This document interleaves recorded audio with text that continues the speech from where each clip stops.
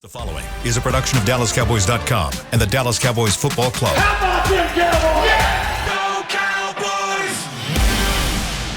This is Talkin Cowboys. Streaming live from the Dallas Cowboys World Headquarters at the Star in Frisco. C.D. Lamb, touchdown. Parsons has sacked it. Prescott keeps it, and he bangs it in for the touchdown.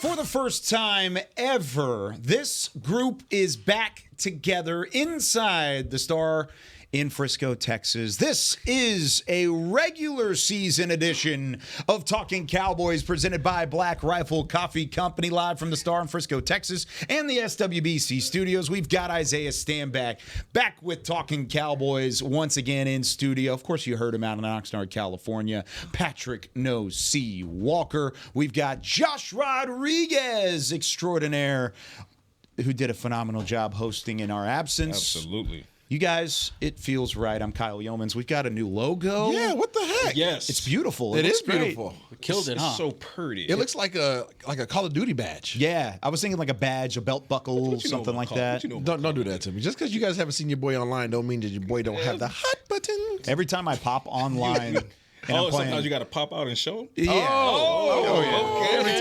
okay. Every time I pop on like college football, the 25 video game, and I'm trying to figure things out along the way, which is not easy to do. I see Barry Church online. I see him online more That's the than life, anybody isn't else. it? Just sign a big boy contract, take care of your fam, drink wine, Go golfing. Go drink golfing. wine, play some Xbox. live in South Lake. Swirl the wine. You know what? I swirl my Deja Blue, okay? Yeah.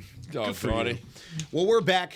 We're better than ever. Cannot wait for this season. And if you're a part of Talkin Cowboys Nation, we appreciate you. 100%. We really do. And especially from an individual standpoint, I appreciate all of you sticking with Josh and with Pat throughout training camp. And you guys carried the show. Nate Newton on for most of those, those shows. Clarence You guys- Hill, Chill hopped on there a little bit.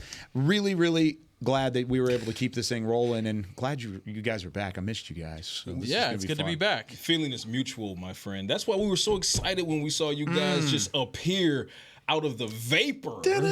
It was literally out of like the Out of morning the vapor. You from Coach, you from First Class. I had a shorter walk to the tarmac. Don't remind me. Oh, all right. It is a regular season episode because the preseason is in the rear view mirror. Thank goodness it is finally over. I mean, there's a lot we can take away, a lot we can talk about, but as of 3 p.m. tomorrow, we will know what this Dallas Cowboys football team will look like. At least to start At least the for a couple NFL days. season. Yeah, at least for a little bit. Final isn't final. Final is not final, and we'll talk about that a little bit later on. But let's start by reviewing the 26-19 loss to the Los Angeles Chargers. It was the final preseason game, the only one at AT&T Stadium. Isaiah, you did a phenomenal job on the broadcast for that. And I mean, where else do we start then? And I put it in the rundown. I just put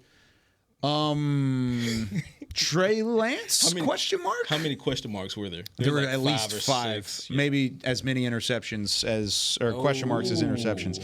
Trey, listen. No. Listen. No. Don't It's- clarify. It's worthy. Like It wasn't as bad as everybody thinks. No. And that's why I broke it down today. I put it on YouTube. You guys, I mean, I know I'm not doing videos yet, breakdowns for the Cowboys, but for it, then. Jump off. go to the I Am Stanback YouTube channel. I posted a video this morning about 6 a.m. and it breaks down all 5 interceptions of Trey Lance. Okay. Is there growth? Absolutely. There's learning experiences that he has to definitely use the tape to go ahead and grow from, but it's not as bad as everybody thinks. Okay, it's just not. So go watch it. You guys go ahead and comment back to me. Let me know what you think. Right, but you're talking about somebody. This is not excuses. This is just facts. 319 pass attempts in college. I'm going to say that again. Say it again. Yeah, 319 pass attempts in college. He had, I don't have my numbers right in front of me. I think he had 127 or 130 or something like that in preseason. Wow. 35% of his collegiate pass attempts were had in a 3-game span in the preseason for the Dallas Cowboys. He has a lot to learn. The one thing that he's not doing is duplicating mistakes. Now, you guys can say, well, those 5 interceptions, that looks like a duplication to me, times 5. They were all different. There was cover 1, there was cover 3, there was cover 4, there was cover 1 blitz with a zone drop. All these looks were completely different. The one thing that I respected and have respected over these 3 games from Trey Lance is that he was not turning the ball over in those first few games. One thing that I wanted from him was to pull the trigger a little bit more in the most recent game. And in order for him to come out of his shell and become this flower that everybody wants him to become, then he has to take those risks. He has to pull the trigger. He has to take those risks. And by taking those risks, you have to learn from your mistakes. And there is no better way to learn from your mistakes than to put them on film, go out there and take those risks, get the coaching, get the little red light around yourself in the film room, and then go ahead and make sure that those mistakes don't happen again. They weren't real season games; it was preseason games, and he has never experienced any of those things that he faced because he only had 1 interception in college. Against some accountants and some lawyers and There you whatever go. it Yeah, is. smaller division. The one thing I disagree on, and everything you said is right. He's 24 years old. He hasn't seen game action in quite some time. He hasn't necessarily played poorly in the first 2 preseason games. I know he had some ball placement issues and he had some overthrows and things like that. Yep. That's all knocking the rust off of a guy who hadn't seen live game action in over 2 seasons. Anytime you throw 5 interceptions, something is wrong. You just don't throw 5 interceptions. He's the second quarterback in preseason history, not Cowboys history, NFL preseason history with 3 games. He had 3 games to throw it, and he threw 5 picks. That doesn't just happen. It doesn't. And also on that breakdown, okay, you guys, in the Eye in the Sky breakdown that I have, you guys will see there was some protection issues, major I reported protection on it issues from the sidelines. Yes. They were frustrated in the first half. I can tell you especially. what, whether you can run a 4-4 or not, okay, or whether you possess the leg capabilities of a Tom Brady, okay, it doesn't matter who you are. You cannot sit back there and throw accurate passes and make sound decisions when your center and your guard and your tackle are all simultaneously being beat by their one-on-one matchups. So again, I'm not excusing the interceptions, but I'm saying there are other causes. It kind of sounds like you're making No. excuses. He had 5 interceptions that he's responsible for. And he has to account for those. They're on his stat sheet. They're on his stat line, and he will go back and highlight them. But one thing that I can say about him is he has never, from what we've seen, duplicated the same mistake. That's fair. I like that he took a lot of chances throwing the ball. This is the performance I was hoping to see in his first preseason game, where he was running, gunning, throwing picks and dimes. Like he was, I needed to see this in the first game. His first game was very conservative. He was very aware of his surroundings and not throwing the risky ball. This one was the absolute opposite of that. He felt confident going in, and it led to a lot of interceptions, which is okay in the preseason. Of course, you want to see him run and gun like that. But he got into a groove in the second half, although that's where a lot of the picks came from as well. Unfortunately, the interceptions came in bunches, but like you said, he's not duplicating the mistakes. Yeah. I don't care what the name is on the back of the jersey. 5 interceptions just cannot happen. It simply cannot happen. Now, you guys know me. Preseason? It can't, At the end of the day, everything is going to be preseason. Right. I mean, let me it's all got an asterisk on it. Let me qualify this way, because we had this conversation out in Oxnard. I wanted to see him take more risks with his arm because, and you heard me say it. I said no risk, no reward. I also said, go back and find the receipts, folks. I said I'm fine if he tosses 1 or 2 interceptions if that comes along with 3 or 4 touchdowns. Is that what happened? No. That's not. This is ratioed. He ratioed himself, right? But Speaking of Call of Duty, he ratioed himself. All things work together when it comes to a mistake for a quarterback or a reward for a quarterback. So Isaiah makes an excellent point. There was a couple of times, and one time in particular, I think it was Willetsko and Bass, correct me if I'm wrong, but one of those instances of interceptions where the edges completely collapsed and Willetsko got beat like a destroyed. drum. Okay, and then it led to an interception. But even on that interception, it didn't have to turn into an interception, right? It's processing more quickly, which is something I talked about with him. And the first interception, I think it was Jalen Cropper, out to the flat, right? So that wasn't pressure. That was almost by design. So he rolled out a little bit. If he had recognized that 3 people were bearing down on Cropper, it was 2 DBs and Jefferson. It was Okay, go ahead, continue. Go ahead and continue. I'll right. So you had Flanoy kind of in the back, right? If I'm catching my breath here because I had to run in because I was a little bit. He was on a flight like 10 minutes ago. I was delayed. Right. So if Trey Lance, if he even pump fakes in that scenario, all three bite, and that's why Flanoy is waving his hand. That's a layup, likely a touchdown that flips the scenario as far as the score is concerned. Now it's also true. This is where it comes in. You got to help your quarterback. Deontay Burnett, that deep ball, end zone, right side, and you said it live, and you was like, that's a ball. Yeah. To quote Isaiah Stanback's live coverage, he was like, that's a ball, and it absolutely was. Yeah. Your wide receiver rewards you with that. Stat line looks a little bit different. better. And maybe that builds some confidence that then allows you to avoid what later became an additional interception or two. So all things work together. The offensive line simply did not hold up. The pass protection, Malik Davis struggled in pass pro against something you'd like to say. We'll get on Malik Davis here in a little bit. But go ahead. Yeah, so Malik Davis, he struggled in pass pro. The edges struggled. The interior pressure was there. Bad. They didn't help this young man at all. True. Also true that the young man didn't help himself either. So it's kind of like the perfect start. And the receivers didn't help him either. So let's like Cam Johnson at the end of the game. Let's blow through the interceptions, okay? If I can remember off the top of my head. Yeah, okay? you want me to? I've got them right here. Interception number 1 was the flat route, okay? It was that's 3rd and 4, Yes, right? 3rd and 4, I believe it was. Yep. So he's going to the right guy. This is the one thing I love about him. He's going to the right reads. Okay, so you're not talking about somebody who's having some issues in terms of being able to interpret what he's seeing. The one issue that has been consistent with him in this entire training camp and in the preseason has been his accuracy. Yeah, fair. That's the one thing that has to improve. Okay, first pass was intercepted because of bad location, not because of bad decision. Bad location. Okay. He was going to the right person in the right situation with the right down and distance. That's who's going to get him the first down if the ball was accurate. But that was one of the knocks you had against him in preseason and training camp anyways, was the ball placement. Absolutely, and that has to improve. And that's what I'm sitting here right now saying that has to improve. That is the one consistent negative. And it can improve with more reps. Yeah. So he was going to the right person, bad location. If you guys go back and watch the film, on that, go down to that breakdown that I had. That safety freaking takes off like he has seen that play 1,000 times before. Yes. From the snap.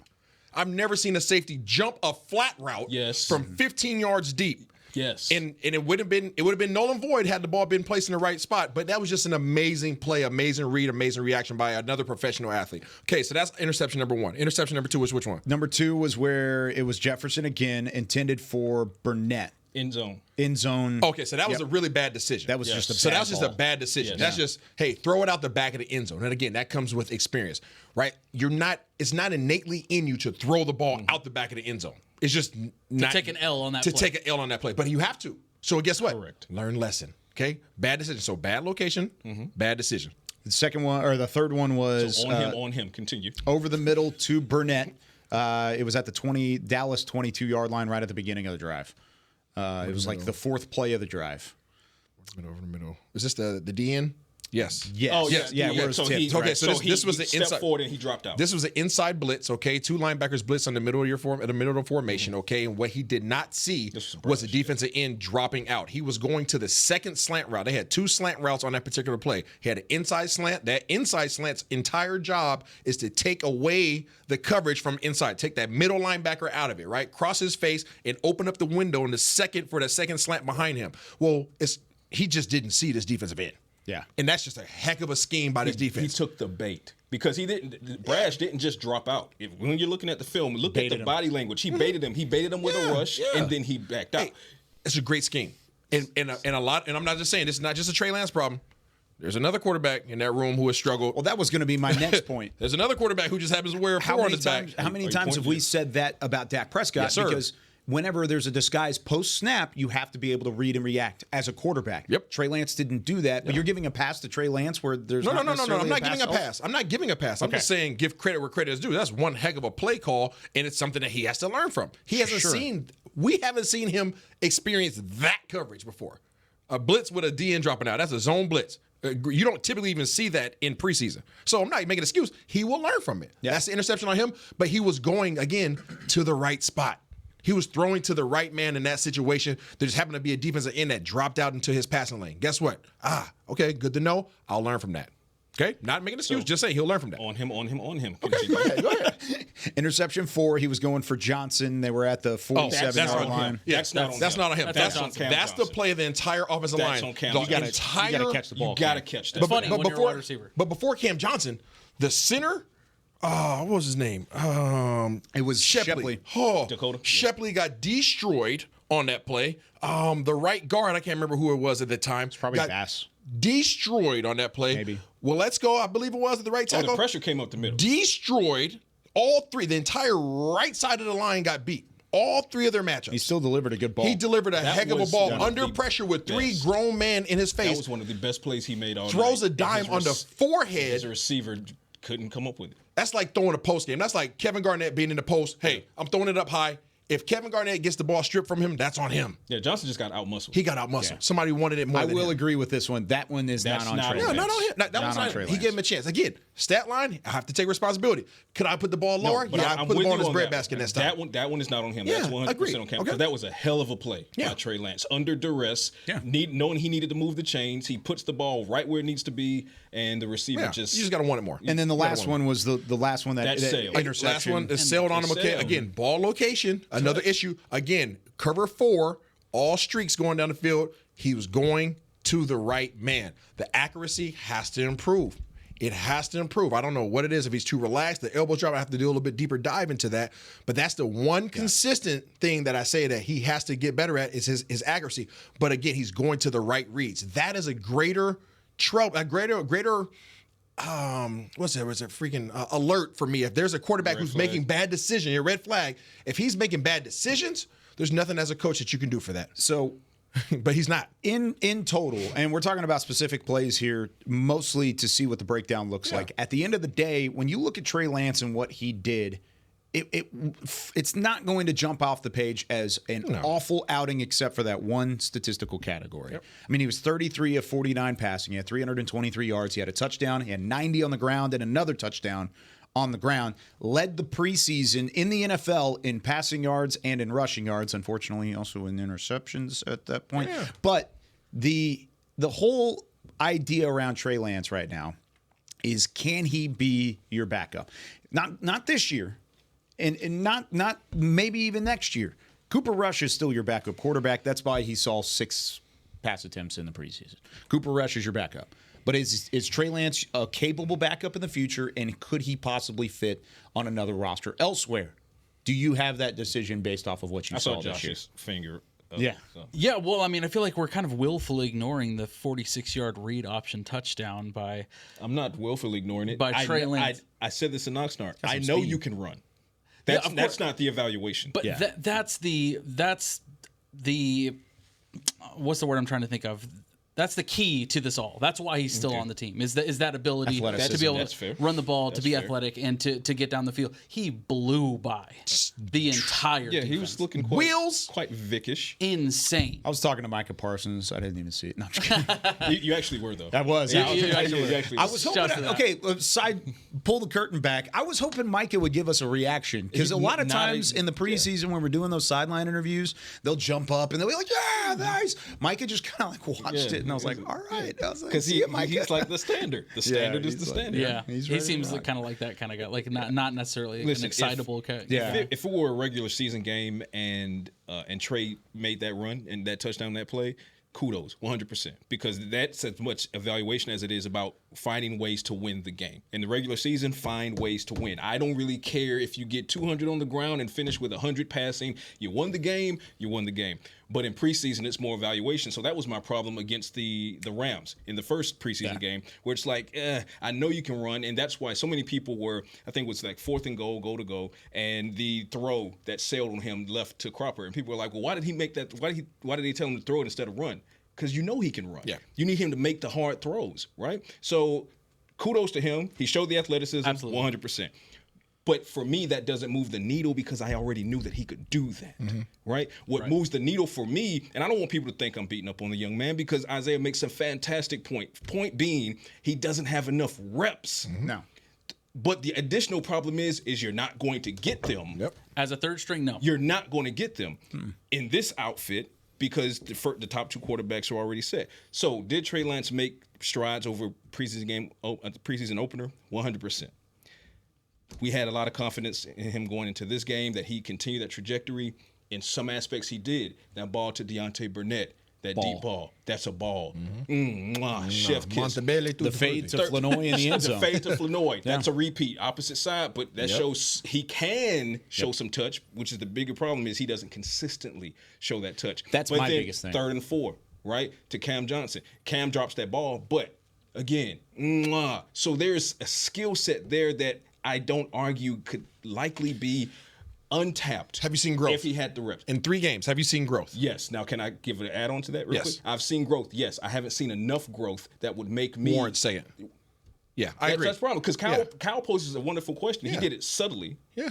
I caught that, though. He was like, he won't be your backup this year and maybe not next. And that's the problem. There you go. And that's the problem. And that's where I backpedal. And that's the problem. I agree. He has not shown enough this preseason to warrant him to be the backup going into the regular season. No. That's my statement. We're all there with it. That's my statement. Everybody's there. We're all there. In terms of going forward, because this Dak deal is going to get done. Okay, Dak and CD, we'll be talking about that sooner than later. But that Hopefully deal, Thursday. Yeah, most likely. That deal will be getting done soon. But once that deal takes place, okay, and you go throughout this season, next year, yes, because the upside for me is greater than where he's at right now. And I know a lot of times people say, well, he got drafted off potential. You're absolutely correct. He got drafted off potential. Don't most. And I believe that Cooper Rush Cooper Rush is obviously leaps and bounds ahead of him in terms of consistency and what in terms of just being a tried and true type of guy. But in terms of projections and where Trey Lance is going next year, I don't see how this will be even a conversation. I don't see how this will be a conversation because where he's trending right now and the growth that I've seen him have in 3 games, preseason games, where he's rotating as he had 3 centers. He's had some of the worst protection that you can have up front. He's had how many different receivers that he's had to throw to? He's had no consistency. And people need to understand that. And I'm not making an excuse. I'm just telling the real. There's no consistency. And when you talk about the regular season and quarterbacks being effective in the regular season, the number one thing people look to is what's been consistent for them. Yeah. They haven't had a consistent O-line. They haven't had consistent receivers. Well, you can't have consistency when you're fighting for a number 2 or number 3 job. That's the reality. So that's what he's been given.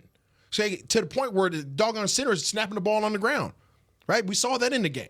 Because why? Because there's no mesh there. There's no chemistry there, right? He just took snaps with 2 other guys. Now you're coming in. He also right? So, fumbled the handoff attempt. But that's not him, though. That's mesh. That's mesh with the running backs, right? So that's, again, all that stuff comes with, hey, I'm used to handing the ball out to Kyle all day long. I can do that right now. Dak and Zeke can do that in their sleep. Now Josh comes in. You're not closing your arms at the same time, right? The meshes and all that stuff matters. But all that stuff matters, right? So these are all the things that I want people to understand about the challenges that he is sustaining and the growth that he's had amongst those challenges. Not excusing the decisions, not excusing the errant throws, not excusing any of those things. But what I am saying is have some empathy for the fact that he will grow from these things, and you cannot say he keeps doing that. He keeps doing that. He keeps doing that. We have not been able to say that aside from his accuracy. Right? Ball location. Those are the things that can improve now that he's 130 reps into it. Yeah. And you know what I'm saying? Like, they will improve. And ideally won't get another rep until next preseason. And then at that point, we don't know, is it in this outfit? No, is it those are reps that we will see. Yeah. That the public will see. He's going to get a ton of work in practice. What you're saying is what we agree. I think we can all agree. We know what Cooper Rush is. Yep. Yes. Right? That's the known versus the unknown, which is Trey Lance. So the reward might be greater with Trey Lance than Cooper Rush, but so will the risk. Yes. And both are going into a contract year, when by you, the way. When you so ask him to pull the trigger next year. Because he was playing it safe the first 2 games and nobody had any problems. I had a problem. What'd you have a problem with? That he was playing it safe. I said it. So he was being Cooper Rush, and you had a problem. I had a problem I had a problem that he wasn't pulling the trigger enough. Agreed.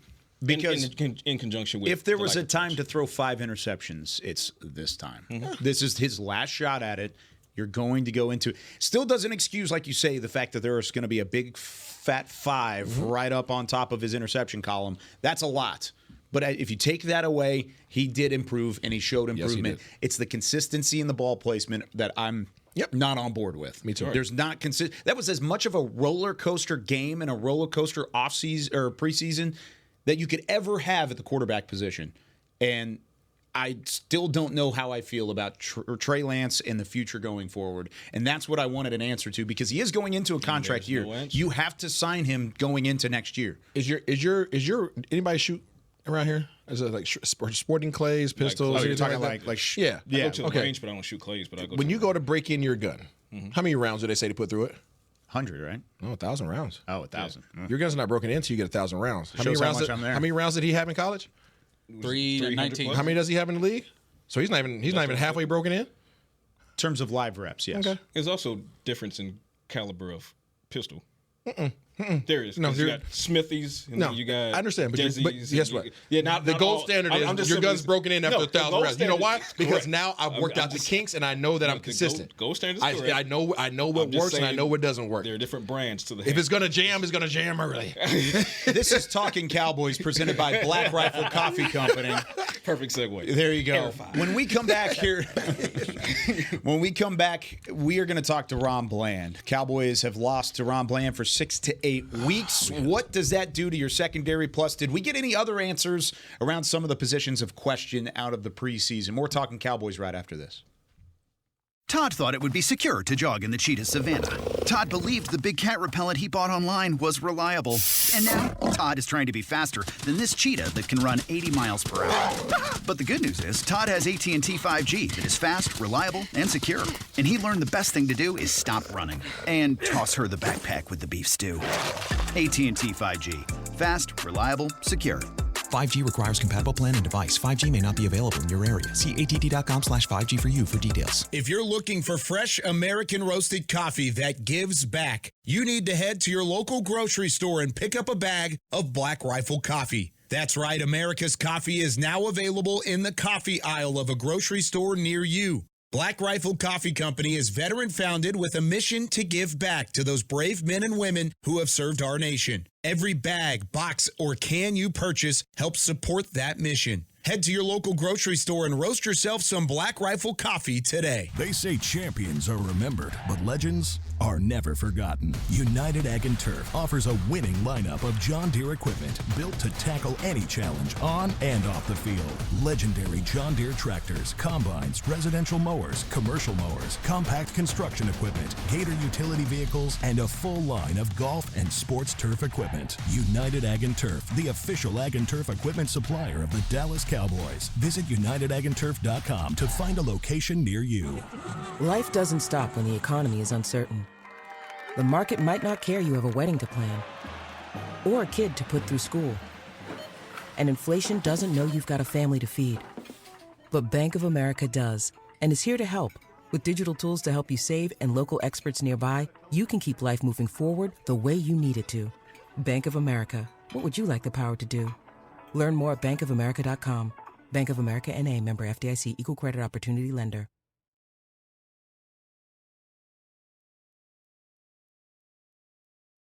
Back to Talkin Cowboys.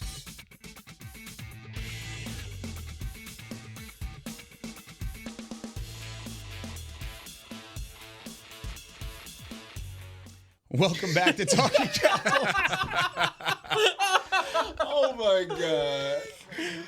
There was a debate. Oh my God. Because apparently they changed one of the reads on me. So and Beam was like, "Do you still know the reads?" I was like, "Yeah, I know the reads." But they were like, "Wait, we changed it." And then right going into the read, Beam normally says, "Go, Kyle." And he goes, "Go, whoever." Right at the jump. So this segment is brought to you by Invisalign, the official smile of the Dallas Cowboys. Welcome back into Talkin Cowboys, presented by Black Rifle Coffee Company. We'll hit Quaker Oats on the second, on the third segment. Kyle. Thanks, dude. Appreciate it. Beautiful. It was a gift. We've got a lot of preseason to talk about. We took a lot of time there, so I would love to talk about it, but maybe next time. And you can tell the time on that watch. I do. I know, and we're running behind. Time is clearly money on that. Wow. Exactly right. So here's the thing. There were so many question marks about the running back position, wide receiver, offensive line, defensive line. Which one of those position groups, and I'll start with you, Pat, have you felt more confident in now that the preseason game is over? I'm feeling more confident in the defensive line right now. most certainly. And that's due to how quickly guys like Al-Quadin Muhammad have been able to kind of hit the ground running for the Cowboys. We saw Tyrus Wheat flash a couple times against the Chargers. That's 2 years in a row for him. Yeah, also. And Darrell Johnson, if you go back and look at, the Raiders game, on that pick six to Keemon Hall, Darrell Johnson was on the left side. He helped collapse that with AQM, and that's what forced that errant throw that Keemon ran back for the pick six. So when you talk about depth, you lost Sam Williams, but before you lose Sam Williams, you lose Dorrance Armstrong and Dante Fowler. So the question even before training camp got underway was, what does this depth look like opposite DeMarcus Lawrence or even behind DeMarcus Lawrence, right? You expect Sam Williams to have a breakout year to supplement the losses of Dante and Dorrance. You lose Sam. Oh, well, you're in dire straits now immediately. What are you going to do? What do? They work out Al-Quadin Muhammad. They work out Shaka Toney. They work out Carl Lawson. Put Carl Lawson on the shelf for the moment. Fast forward, Shaka Toney, wave injured. Al-Quadin Muhammad, he's playing. He's showing some real things. And now Carl Lawson is in the building. Slide to his left. Who you going to get? Jordan Phillips. Yep. You added Jordan Phillips, okay? Slide there to the left. Mozzie Smith is expected to take that step up, but I love what I'm seeing from Justin Rogers. This is a big fella. Yeah, rookie 7th-round pick before training camp, coming out of rookie mini camp, going into mandatory mini camp. I said I have him on my roster, and let's just see it unfold. I think he's on mine too. And it's unfolded that way. And then of course you got Tank and then Marshawn Nealon, he's come on quickly, the rookie 2nd-round pick has. So for me, when you talk about all of the positions that you had at some point in training camp, you had a red flag on. Right now, I don't know if it's a forest green flag, but it might be a lime green flag. Oh, okay. Might be lime. Like the color of Isaiah's shirt? Ambar would say it's yellow. Yeah, that's fair. Yeah, but it's not a deep green because there's still some youth, like we're talking about Tyrus and Darrell and Marshawn. But at the same time, I think that's for the most part when you add a Carl Lawson and Jordan Phillips. And hell, even Albert Huggins started to come on after he made the mistake in the scrimmage. Yeah. But yeah, defensive line, I feel not great, but I feel good. Good. Wide receivers, I'm very confident about the wide receivers. Oh, and then that Micah Parsons guy. He's pretty good. That guy too, as well, who is now a defensive. Dude, he didn't even play in the preseason. What are you talking about? Yeah. What did we really see from Slacker? That guy's Tyler Guyton was holding. No. Wide receivers, I'm feeling very confident about. It's really hard for me to look past the first 6 wide receivers on this team. Of course, you have Lamb, Cooks, Tolbert, Turpin, Flournoy, Brooks. That's all I need. I don't think I need to see anything else. So you would just take the 5 there? Was 6. Was that 5 or was that 6? Lamb, Cooks, Tolbert, Turpin, Flournoy, Brooks. Oh, so it is 6. Sorry. Yeah. Cropper and Tyron Billy Johnson, we talked a lot about them on Talkin over the first few episodes. The stock has gone way down on these guys. You saw it at camp, but you did not see it on the field in the preseason from them. Especially Cropper. Big disappointment for me watching him like we said before, the ball placement wasn't there for him, but he also wasn't helping his quarterback out. Right? Sure. And Tyron Billy Johnson, same thing. Just kind of lost. The he ghosted snaps us. weren't really even there for Tyron Billy Johnson. The targets were not. The targets were not. Sure. He didn't get targeted until the preseason finale. Yeah. How many snaps did he play though? Is that a valid question? I don't think he played a ton. I really don't. I'll give you a legit. He was on the field, but like we said, the targets were not there for him. And even on special teams, I don't think he really showed any sort of burst or any sort of. He didn't make a proclamation of I need to be on this team because of XYZ. It was not there for me. And who did make that push over the course of especially the last 2 weeks? Kelvin Harmon. Kelvin Harmon, he leapfrogged, in my eyes, both Cropper and Tyron Billy Johnson as far as we had those guys as practice superstars. Yep. And Kelvin Harmon, he was making a play or 2 in practice, but we hadn't seen him in the game. And then when we saw him in the game, we're like, wait a minute. So I say that to say I don't have Harmon on my 53, but I absolutely have him on my practice squad. Billy Johnson, by the way, 75 total snaps in the preseason. 15 in game 1, 23 in game 2, 37 in game 3. Yeah, just wasn't there for me. And then to kind of backtrack a little bit, with Flournoy, he wasn't there early on in the preseason because of that injury. And came in quickly. And he came in quick. He looked like a draft pick. He had a like step an up. earlier round. He had a rough draft. first game, and then he shook that off and taking started a taking step care of up. business. I agree with you. I think those 6 guys that you named, there's no reason to play around with it. Nope. Those are your guys. You work from there. You got some explosion there. You got some length there. That's the number one thing. As long as that CD guy comes around. I mean, have we seen him around at all? I haven't seen him yet. I've been back here watching for him. He was here like a month ago, He'll right? be here. He'll be here. It's just a little tardy. Running back, Isaiah, real quick. What have you seen from the tailback position? Yeah, it's more of the conversation that Bill and I were having on air. I mean, you obviously know who your number 1 is, Ezekiel Elliott. There's no question there. Rico Dowdle's your number 2. Hunter Lipke is on his roster, obviously. Yeah. So that's your third guy. And then you really have to figure out exactly if you're going to carry a third true running back, do you want more of the same in terms of what you have with Rico Dowdle and Ezekiel Elliott being downhill square shoulders guys with not a lot of shiftiness to them. Both possess the ability to block in the backfield. Both possess the ability to get across the line of scrimmage, fall forward. I think that's what you have whenever you start looking at Royce Freeman. I like Royce Freeman a lot. I don't think he has a lot of speed per se, just like the other 2 guys don't have a lot of speed, but he always falls forward. And he seems to be in the right spot, and he blocks well and all those things. But he possesses the same characteristics as the first 2 running backs on your roster. So then you have to look at Deuce Vaughn and say, okay, well, Deuce, what do you provide? Well, Deuce provides obviously the burst, the change of pace, the shiftiness, the ability to create mismatch nightmares offensively. But what does he provide you on special teams? Not a lot. They're trying. You have a Kavontae Turpin, who's your return man. But you can put 2 guys back. Okay, you can put 2 guys back, but again. But I know what you're about to say. But that second what guy else? needs to be good at blocking as well. Yeah, what else, right? On the punt team, he could play possibly personal protector. On the punt return team, he's not on punt return, most likely. On the kickoff team, he's not going to be one of your inside guys. You know what I'm saying? So like, right. You're putting him in there for the just in case, and you could do that with any of your skill position guys at the running back position, the receiver position. You could put any of those guys in there, right? So that's where my hesitation comes in terms of Deuce, and I love Deuce, right? You guys hear the calls. I love what he possesses, but when it comes to Bone Fossil, and this is a Bones Fossil decision.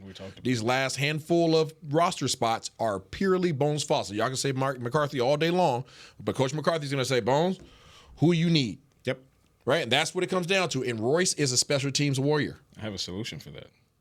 So when it comes to Royce, and I love how you laid that out because it segues perfectly into my thought process as far as, yes, Royce Freeman creates redundancy with Rico and Ezekiel Elliott. 100% agree. So for that reason alone, I would love to have him on my practice squad in the event one of those top 2 guys fill in the blank here. Right, I'm superstitious. So that's your insurance on the practice squad. And it also, by default, it allows me to keep Deuce Vaughn, which is the change of pace back.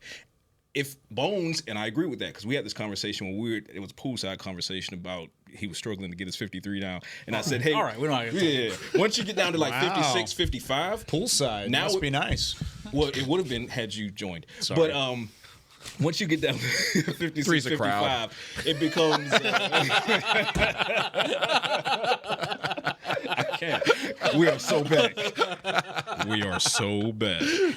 Once you get down to 56, 55, maybe even 57, now you start hearing that boom, boom, boom. Yeah. And that's Bone Fossils pounding the table saying, hey, guys, don't forget about me. So to solve that equation, if I'm Mike McCarthy, if I'm Brian Schottenheimer, I tell you what, you give me Deuce Vaughn as my change of pace back, which allows me to have Royce Freeman as my insurance for that redundancy. I'll give you a +1 in linebackers. Which +1 on linebackers do you want for your special teams? Do you want Nick Vigil? Do you want Willie Harvey? And that's the conversation I would have with Bones because he needs his guys, right? But, I think Zimmer would take that. Yeah, absolutely. So he's going to want as many linebackers as possible, and Bones is going to sit there and be like, "Okay, that sounds good." But how many tight ends are you keeping? There's that's a whole different conversation. Yeah, but it directly correlates with what we're talking about. It definitely does. How many are you keeping? Tight ends? Yeah, 3. You're 3. Mm-hmm. Who's your 3? Of course, Ferg, John Stevens, and then Schoonmaker. Yeah, those are. I agree. Those are my 3. I agree. Not in that order, but I have a really? I have a +1 because I could see them wanting to carry forward. No, I'm not thinking Hendershot. No, I'm thinking either Fant or Brevin. It's Fant or Brevin, and it most likely. I like Fant. I love Fant, I like but Fant. It most likely would be. You already got a fullback. True. You already got a fullback. Yeah, His you're name right. is Hunter Limpke. He's also Princeton is also your best blocking tight end, yep. as well. So you got to take that into account. But And it the is most more, physical tight it end. is more He's likely. physical. Here comes the chess match though. It is more likely that you will be able to sneak Princeton Fant through waivers onto the practice squad than a high priority undrafted free agent like Brevin Spanford. Brevin Spanford is not clearing waivers. That's what he's saying. Yeah, I know. So, to my point, Saying it out there for people that if didn't you wanted understand. a +1, if you wanted to go 4 tight ends, Brevin Spanford is my +1. Assuming you want to squeeze Princeton Fant onto the practice squad, but I could also see the argument to only carry 3 because you're going to need a +1 somewhere else. I think he would clear waivers. I think he would. Brevin, I'd put a bet on it. Not a chance. I really would. Not easy money. a chance. There's Had he not 1,500 players that are going to be released tomorrow. Yes, had he not gotten those completions at the end of the game, I would agree with you. Who's watching the fourth quarter of a preseason All scouting game? departments. I'm not going to Look at I'm not down This with happens every year, though. How many people did it take to somebody It bring like happens that. every single year. this is He's why I'm gonna not gonna be. down He'll that be hill. How fine. many people did it take to bring him down? Who is We're not pounding their saying fist he's not saying talented. Brevin Spanford? Nobody. except for I'm not Isaiah. going to take that bait this year because I remember 2 years ago ish, Malik Davis as a rookie. Yeah, same thing. Everybody, we were like, me included. No way, you cannot waive him. He's not going to clear waivers, and then he cleared. I say that to say there are always 1 or 2 guys who we just swear will not, and that's not us. The other side of that coin is not us saying, "Oh, well, Brevin Spanford isn't talented enough, and he'll easily clear waivers." It's a numbers thing. It's a numbers thing. So you play that game. Brevin Spanford deserves to be on the team. I agree, just not over the other 3 tight ends that we named. And every Name team does the this 3 too. tight ends again. One more time. It's Jake. Schoonmaker. Luke is in. So whether you like it or not, Luke is in. in. You can get tight in the chest all you like, but that's their not second gonna round cut a pick second in round year pick. 2. It's not happening. It's not happening. Drink your water, man. So whether you like it or not, that's not even an opinion-based take. Luke Schoonmaker is on the team because he's a year 2 former second round pick. Period. We can revisit that in year 3. Just ask this question. Go for it. I understand your Yes. your positions. I understand the politics of front offices. What does he provide you on your team? He's a good blocker. He whiffed on a couple. I'm gonna ask the question in again. practice. I'm gonna I mean, ask the he question didn't play again. very much in the preseason. What does he provide whiffed you on one in preseason. when you say bring in Schoonmaker? Let's not get it twisted. He's still a good blocker. He's a fantastic. This is no still a good disrespect. This blocker. is a real question. That's just calling card him. This is a real question. When you get to the regular season and you say, "Hey, I need you in the game," Yeah. you're bringing something that we don't possess out there, or that we drastically need. Haven't found it yet. But he still had his. But he's still going to make the team. But he's still going to make the team. He's going to make the team. He had his pads He's off. gonna make It's the going to team. happen. This is a separate conversation. We're talking roster numbers, and he's a part of those numbers. What is the ceiling for Schoonmaker? Do you think he's hit a ceiling? It's there. No. You think he's close. You think he has hit? I think he's close. I think he's close. I think he's closer to his than John Stevens Jr. is to his. Anybody else in that That's room? fair. With that? Anybody else? And in I that think room? John Stevens is benefiting off of a great preseason last year. Yeah. Yes. And it necessarily has not All shown. they need, I all think- he needed to show, John Stevens Jr., all he needed to show this year, and we've got to take our second break. But I know, well, short shows. And don't fumble. Schoonmaker's the least capable tight end in that room. No disrespect. In the room as it stands? As it stands, aside from Disagree. Alec Holler. I don't know. All right, let's take our second break. When we come back, we're going to talk tight ends. No, I'm just kidding. We're going to talk. We're going to give our preseason superlatives, and we're going to be quick about it. More Talking Cowboys right after this. Todd thought it would be secure to jog in the cheetah savanna. Todd believed the big cat repellent he bought online was reliable. And now, Todd is trying to be faster than this cheetah that can run 80 miles per hour. But the good news is, Todd has AT&T 5G that is fast, reliable, and secure. And he learned the best thing to do is stop running and toss her the backpack with the beef stew. AT&T 5G. Fast, reliable, secure.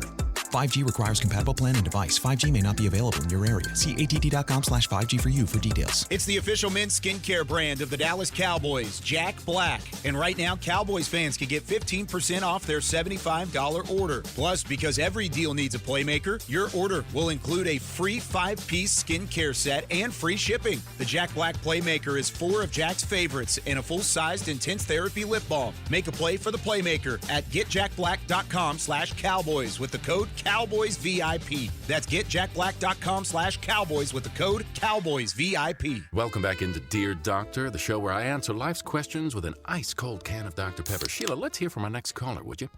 Dear doctor, my friend supported me during a tough time. But what's the right gift that says, thanks for being a shoulder to cry on? Okay, this one's easy. I say give her a delicious Dr. Pepper.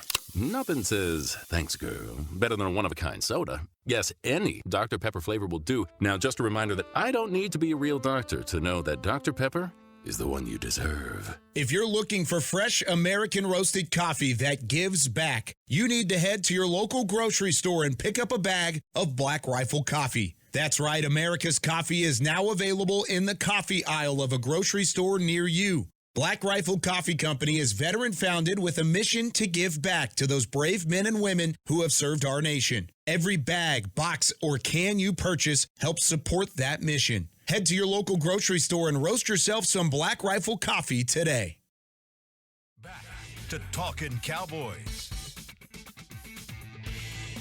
This portion of Talkin' Cowboys is brought to you by Quaker Oats, the official oatmeal sponsor of the Dallas Cowboys. Quaker Oats, trusted since 1877. Long time. Bring out the good. Bring it out, baby. Long time. That's like their other Long time. Bring them out. Bring them out. It's hard All right. to yell. Patrik Walker in your mouth. Josh Rodriguez. Whoa. NFL Network star Isaiah Stanback. It's a song. I'm Kyle Yeomans. It is a song. It's actually two songs. Chris Beam in the back. Remix. We're gonna get with Doug. We gotta record it. Listen. Preseason is over. We need some preseason superlatives. Rookie player of the preseason. Who stood out the most? We got to be quick with this. We'll start with you, Pat. Oh, it's so I want to say, God, where am I going? What was that? I want to say Tyler Guyton. I really do. But seeing Cooper Beebe overcome that last minute deficit between him and Brock Hoffman to take presumably what's going to be the starting center role for week one. Tyler Guyton had already earned that a couple weeks prior. Cooper Beebe really put the push on the back end. So for me, it's Cooper Beebe. Okay. I knew you were going to say that. No, you didn't. I knew you were going to say that. I didn't even know I was going to say I did because I came in here. I came in here asking Kyle for stats for one, but because I had to go with Kalen Carson. Granted, he only played in the first LA game. 40 snaps. I saw the most out of Kalen Carson, obviously at training camp, obviously on the field at Oxnard. I think because of him just having snaps in that first game, to me that indicates like, okay, like this is a guy. We're going to see this guy a lot on the field. Obviously now with the injury to Deron Bland, we're going to see him a lot more, especially in that Browns game, which I'm not looking forward to now because of Amari Cooper on the other side. However, I'm looking forward to it. I'm looking forward to it now because of what we've seen from seatbelt Kalen Carson. Seatbelt. Well, just in the I don't know what I was saying. But anyways. Now you know how it feels. Yeah, I do. It just blanked out on me. mad. I'm not going to double up on what you guys said, so I'm going to go with Ryan Flournoy. I think he showed up the last two games. I like his mental resilience to be able to bounce back from that first game where he had a couple of dropsies, and he was able to now show what he's capable of and show that he's dependable. You can really give any of the draft picks, I think, have done well, which is super needed right now by this team because you didn't have that in 2023. You need to take a step forward with this 2024 draft class. I'm going to give mine to Cooper Beebe as well, just because it was not good early. The snaps were not good. And then Moms came in. I mean, mom did everything she could to get to that point. But the fact that he took a step from not even being able to snap a football correctly to being the number one option, and it's really not close at this point. We thought it wasn't close, and Brock Hoffman was the starter week one, no doubt about it. I would be shocked if Cooper Beebe is not the starter in week one. So I do. I like what Cooper Beebe's done. He's my rookie of the preseason as well. But all great choices. And I think Marshawn Nealon could be in that conversation. I mean, there's other guys that we just didn't see. Yeah, Maris Leofau is a starter. I mean, he had his pads off in week 3 too. So lots of good from the rookie class some so far. Julius Wood, if you will. He could. He's been Trey. He's been fun. Defensive player of the preseason. Isaiah, go for it. Defensive player of the preseason. You got to give me some heads up, Kyle. I did. It's called a rundown in your text message. Yeah. I don't know. Go over there first. Josh, go over there first. What you got?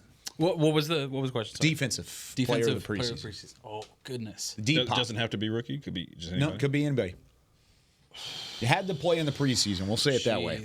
How about that? So you can't say Micah or whatever.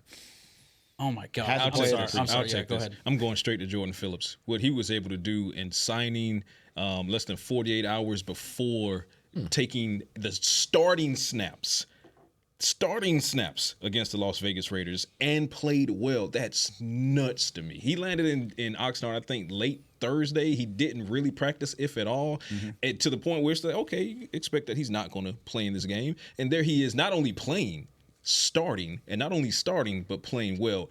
And considering the positional need as far as interior defensive linemen, when you put all of that into that bowl of cereal, sprinkle a little bit marshmallows, I would take that. I've got one too. If you can go ahead and go first. Yeah, I'm gonna go ahead and go with. It's a toss up between Wanye and Marquise Bell for me. Both are great. Yeah. It's a toss. I think Marquise Bell just continues to show what he was able to show last year, but just from the safety position. This dude, he's just a dude, man. Both of them. Ball hawk, and he loves putting his head in there and getting the tackles. So he's a physical player that you need on your defense. I was going to say Marquise Bell because he took that step back. He went back to the safety position, and he looks comfortable again. And he can do linebacker-esque things when you need it, but only when you need it. You don't have to do it all the time, and it's so much easier just to be able to work your way around Marquise Bell and use him in a couple of different ways. He was my defensive player. Going back to what you said earlier, I really liked Julius Wood this preseason, making plays. I think he had 2 total interceptions on the preseason, and both were he was in the right space at the right time, but he read it perfectly. Julius Wood would be mine. Shouts out to Nick Vigil for creating that tip drill. Yeah. Offensive player of the preseason. Offensive player of the preseason. I'm going to. You know what? Offensive player of the preseason. I'm gonna come away from offensive line since I did Cooper Beebe. The deuce is loose, baby. Okay. I'm going Deuce Vaughn. There were so many question marks attached to this young man coming into this training camp.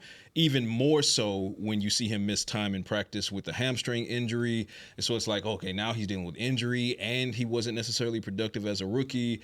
And people were saying, don't necessarily see how he makes this team. And then all he does is come back in preseason game number 2, and he's showing a lot of things, and then it's like, okay, well, let's see if you can. And before you finish your sentence, he's in preseason finale doing the same thing, showing the shimmy, got Isaiah up in the booth, getting excited. That's right. The deuce is loose. So for me, I'm going Deuce Vaughn.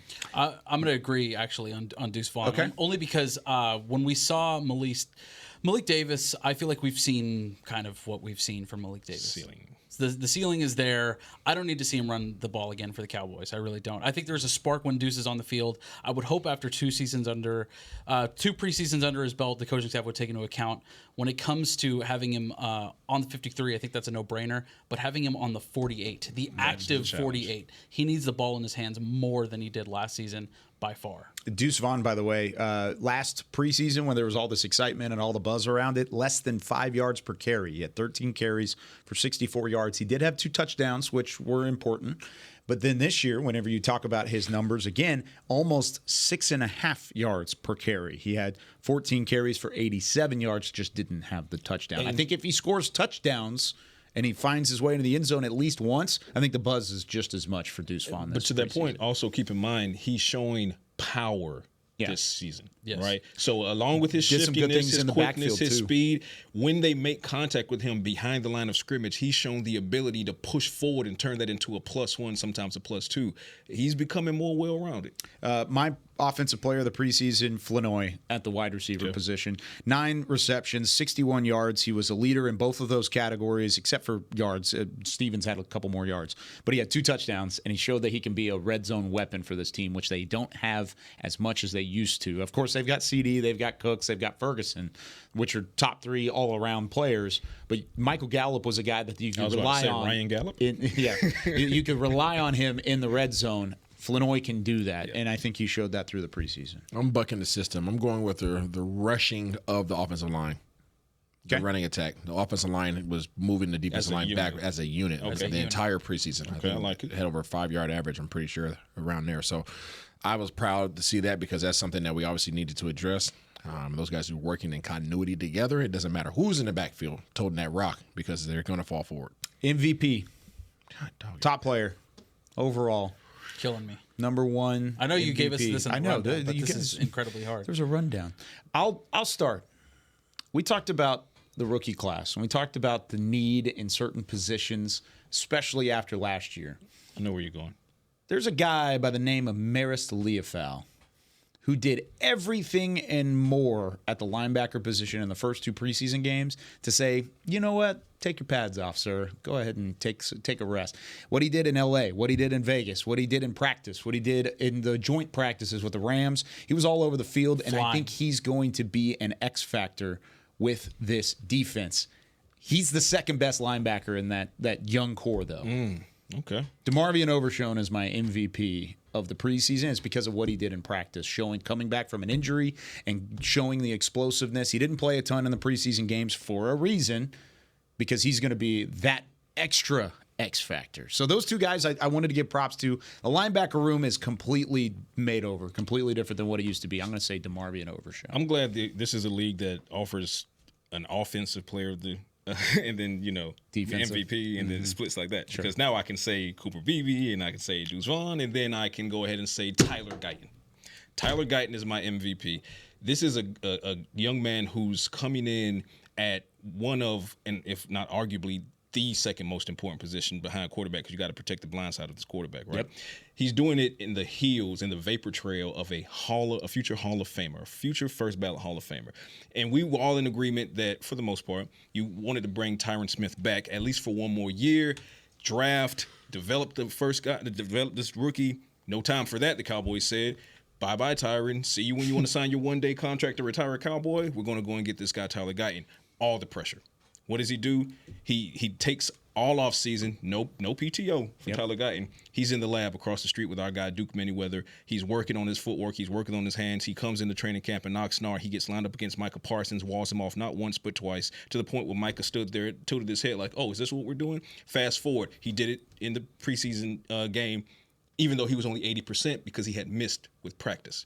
Missed practice with illness, and then he improved time and time again from there. So for me, when you look at the development, the quickness in the development, how it matches the draft status, first round pick with all the pressure, and who he's following, and he's acting as if there is no pressure. He's just out there playing to be great. Tyler Guyton, MVP. Boom. And you say he walls off Micah Parsons, but he also does that to Max Crosby. Yes. He made Max Crosby change sides. Yes. That bodes very well. And, okay, listen, if you're listening, Miles, I'm not saying that I'm just saying that it bodes well for him, but just take it easy, Mr. Garrett. Just take it easy. Please. Yeah, I'm not poking the bear. I'm just saying it's true that Guyton is showing some things against Micah Parsons, Max Crosby, that should give you confidence that a time or two he should be able to handle himself against Mr. Garrett. I'm going to go with Eric Hendricks, simply because of the fact that he was flying around in practice.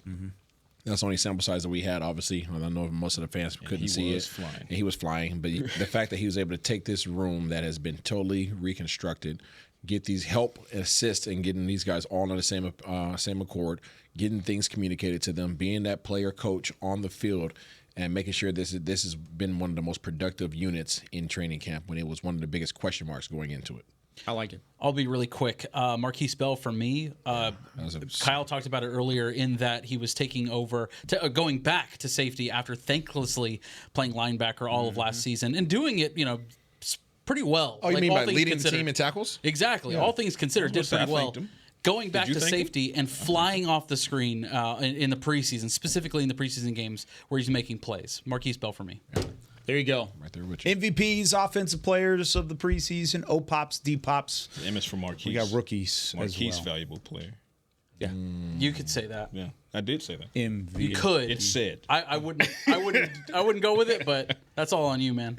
Guys, this was fun. Poverty. How about we do this again on Wednesday? I got and then time. maybe next week we can start Monday through Friday, every day, every week. Monday through Friday, or Tuesday, 9 a.m. We'll start Tuesday through Friday next week. It's a holiday weekend, so other than that, but.